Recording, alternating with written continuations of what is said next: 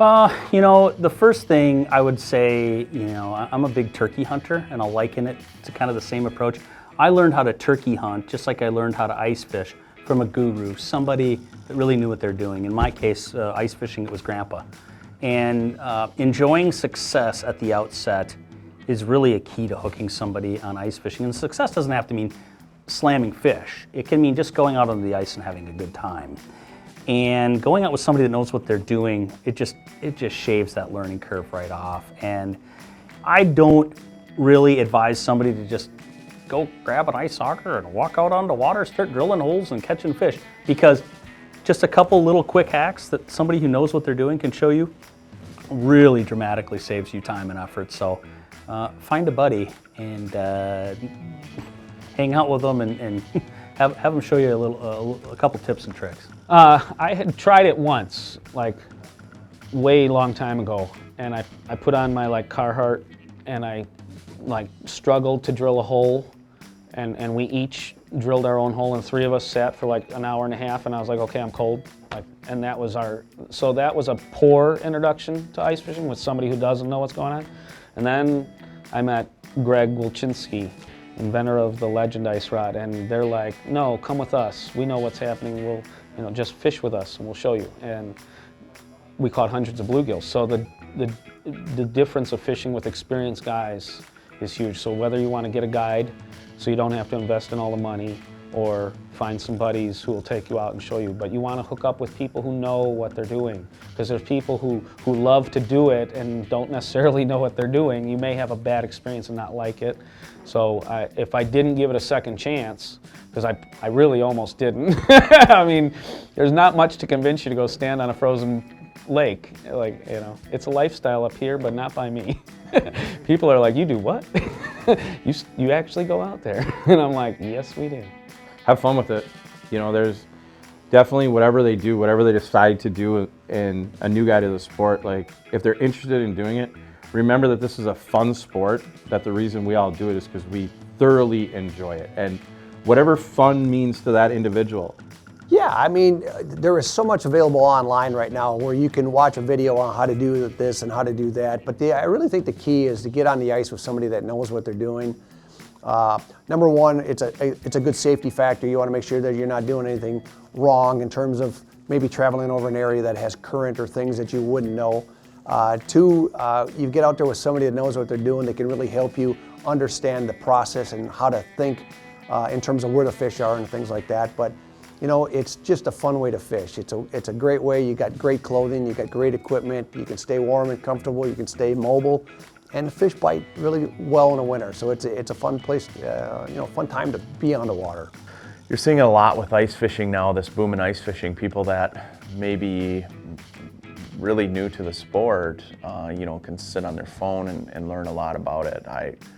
I'm the same way. I do a lot of research, so I go online, and it doesn't matter what destination I'm going in the ice belt, I'm going to be online checking out, you know, different YouTube videos, different resorts, reports, fishing reports. But bottom line is, you know, you got to start with the basics. Make sure that you have a float suit. I wouldn't step the foot on the ice without a float suit. You know, decent electronics so you can see the bottom, a good auger and a few rods, and you're set, you know. But I would also try to specialize in something like pan fishing, or before you take on a lake like Mille Lacs, you know, maybe hire a guide, or if you're going to Red Lake, you know, hire a guide, or, you know, go with a few people that have done it before. Because part of being successful is having success, right? If you have success, you're going to enjoy it, you're going to do it more. And so putting yourself in a situation where you're going to be successful ice fishing is half the battle when it comes to trying something new. So, you know, I encourage people to, you know, either borrow an auger, buy an auger, or, you know, give somebody the black lab face when they're out on the ice so that somebody drills a hole with their auger, and buy a couple of tip-ups with some frozen smelt. Even in North Dakota, you can use a hot dog on a tip-up, and just go somewhere on a weed line and catch pike. It's the simplest, easiest thing to do. Beyond that, you know, another thing that really gets people hooked is if you can get any type of a sight fishing situation where you get a dark house and set it up, again, 6, 7, 10 feet of water where you can see the weed line, and you can see pike come through, you can see bass swim underneath the end, crappies and bluegills, and if that doesn't get you hooked on ice fishing, I don't know what will. I just love that, and it's easy, and you're in the right spot because you can see the fish, so. I truly recommend flashers to guys that are just starting out. Don't spend a lot of money. You don't need a real high-priced flasher. Get used to that. A rod and reel, just a spinning reel, hooked up with 6 or 8 pound test. When you're going to start getting into the lighter stuff and fishing panfish, if the guy says to me, well, I just want to fish panfish, then I'm going to recommend 4 pound tests. Don't go down to 1 and 2 and 3. It's a little too touchy, and a lot of times they'll start breaking fish off even on the ice where it nicks the line. So 4 pound really answers the question of what pound test line will work for panfish, but you can also handle a pretty decent sized fish. You catch a 2 to 4 pound walleye, you can handle on a 4 pound test. But again, you want to start them off briefly. You want to grab that electronics unit, or even if a guy asks me on the phone, I'll just say, get the unit, take a look at it, put it on simulator, and see how that looks, because when you get out on the ice, you put that transducer down, and now you've got an idea exactly on the simulation what it's going to look like when a fish is around. So therefore, the other hint I always tell them too is stay above the fish just a little bit. If you do it down below the fish, you're not going to catch them. They do not chase stuff down. It's the way the eyes are situated and the way they feed. They feed up or lateral. They don't feed down. Well, if you're getting into ice fishing for the first time, to me, it's just like any other hobby or activity that you're going to get into for the first time. So the first thing you can do is start watching videos, right? What species of fish are you starting to get interested in? Is it walleyes? Is it trout? Is it panfish? Start watching those videos. Start watching the videos on how to fish. Watch the ice safety videos. If you get a chance and you're getting into ice fishing for the first time, the best opportunity is to go to like your ice fishing shows, like the St. Paul Ice Fishing Show, where you've got all the best ice anglers in North America showing up. You can sit there and go and talk to them and say, hey, I've never ice fished before.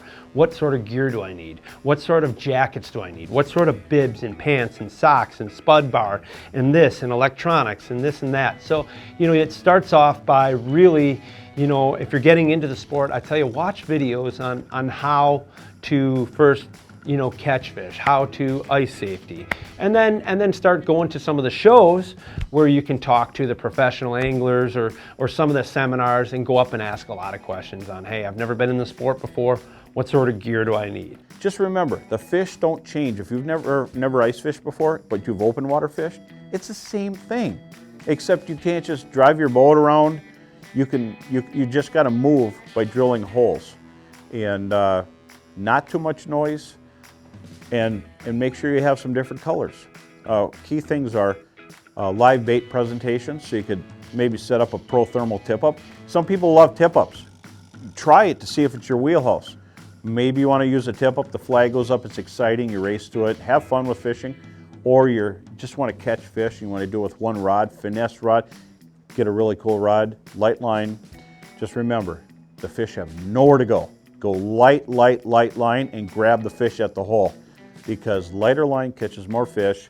I think the challenge for an early ice fisherman is to get them involved with having enough luck that it doesn't become boring, especially with a younger person, but even with an older person. If they go out for the first couple times and they hardly get any bites and maybe see only a few fish, why would they want to do it again? We only have so many days on this earth, right?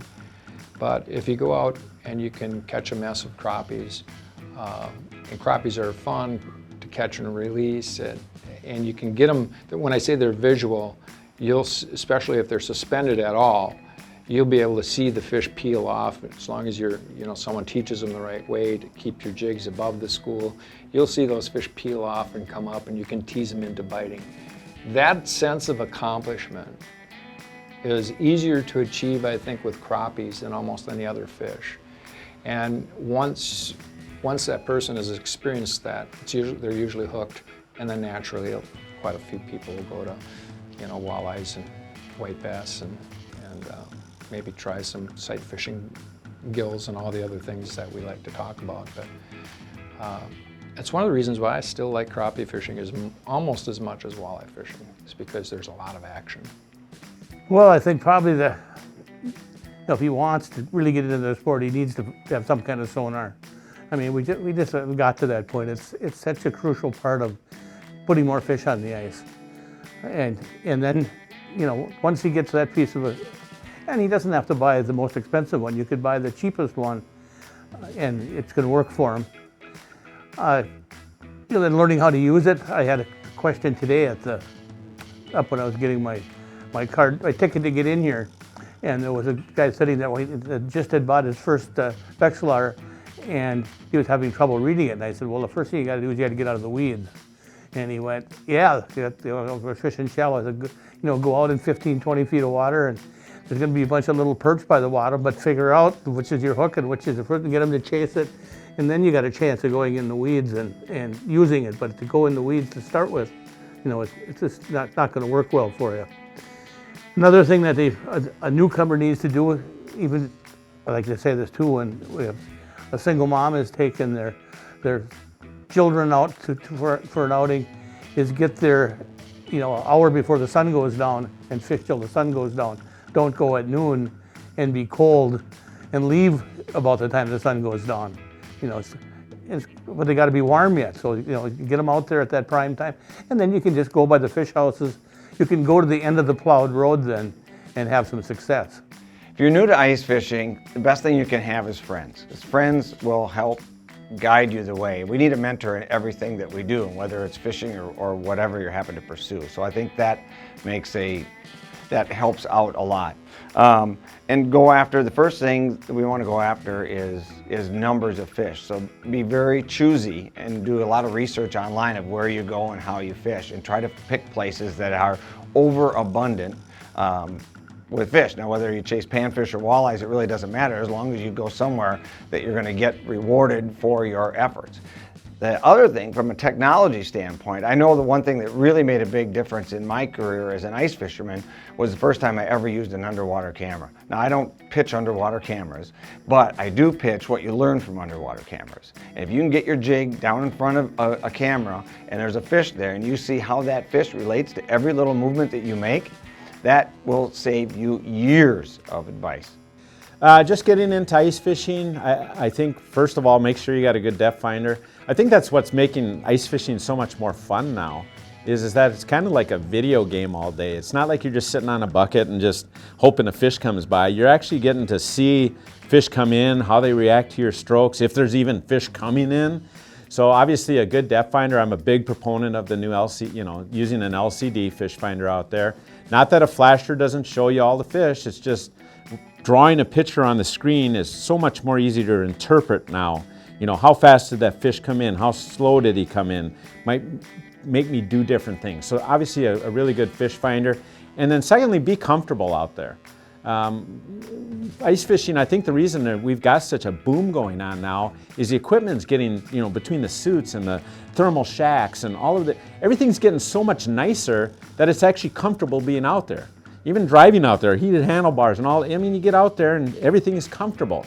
And so make sure you've got those comfort things around you, because if you're freezing and you're cold, it's just like fishing in the summer. It doesn't really matter how good fishing is. If you're miserable, fishing ain't that fun. Make fishing fun, and good equipment is going to do that. The suits that are out now, between the safety and the warmth of them, the shacks that are out, the electronics that are out, it's all just real comfortable, and that's why I think ice fishing is seeing a boom that it's seeing.